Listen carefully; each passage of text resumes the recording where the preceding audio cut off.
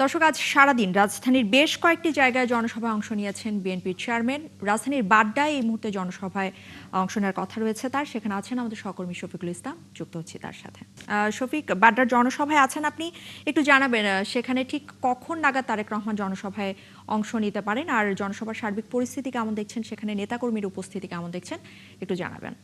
বলে রাখতে চাই, তারেক রহমান আজকে দিনব্যাপী ঢাকা মহানগরীতে যে তার নির্বাচনী জনসভা সেটি কিন্তু দুপুর থেকে শুরু হয়েছে এবং এরই মধ্যে আপনারা এর আগের খবরগুলোতে দেখিয়েছেন যে এর মধ্যে 6টি জনসভায় তিনি ইতিমধ্যে অংশ নিয়েছেন এবং আজকের দিনের সবশেষ জনসভাটি অনুষ্ঠিত হবে ঢাকা 11 আসনের যে সংসদীয় আসন রয়েছে সেই সংসদীয় আসনে। এবং এখানে আমরা যতদূর খবর পেয়েছি তিনি তেজগাঁর সেই সবে শেষ করে সরাসরি এখানে এসে যোগ দিবেন। আমরা একটু এখানে কথা বলতে চাই ঢাকা 11 আসনে ধানের শীষ মনোনীত প্রার্থী যিনি রয়েছেন ডক্টর এম এ কাইয়ুম, তার কাছ থেকে একটু জানতে চাই যে আজকের এই আপনার এখানে জনসভার মধ্যে দিয়ে তারেক রহমান আজকের দিনের কর্মসূচি শেষ করতে যাচ্ছে, সবশেষ প্রস্তুতিটা একটু জানতে চাই। এবং আমরা জানি যে আপনার যিনি অপোজিশন রয়েছেন এখানে আপনার সাথে প্রতিদ্বন্দ্বিতা করছেন, তিনি জুলাই গণঅভ্যুত্থানের সম্মুখ সারির যোদ্ধা ছিলেন।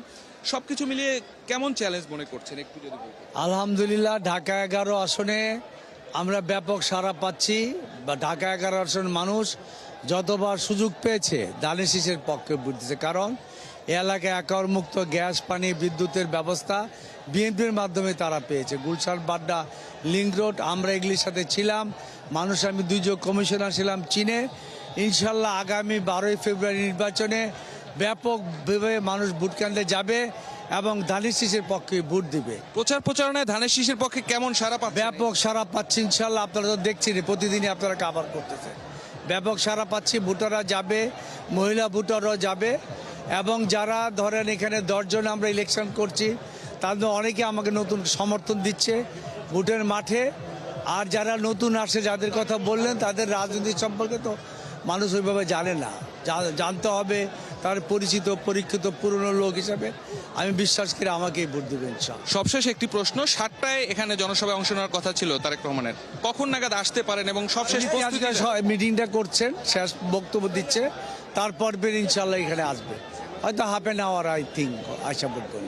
ধন্যবাদ আপনাকে। শুনছিলেন নুসরাত, এখানে তারেক রহমান ইতিমধ্যেই তিনি তেজগাঁয় যেই পলিটেকনিক ইনস্টিটিউটের যে মাঠে সেখানে জনসভায় সেখানে ইতিমধ্যে অংশ নিয়েছেন। হয়তো অল্প কিছুক্ষণের মধ্যে, যেটি এখানে আয়োজকরা জানালেন, যে হয়তো 30 মিনিটের মধ্যে আজকের এই বাড্ডার যে জনসভা সেই জনসভায় তিনি অংশ নেবেন।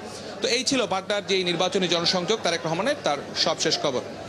ধন্যবাদ আপনাকে। রাজধানীর ঢাকা 11 আসনের সবশেষ জনসভার খবরাখবর জানাতে আমাদের সাথে যুক্ত হয়েছিলেন আমাদের সহকর্মী শফিকুল ইসলাম।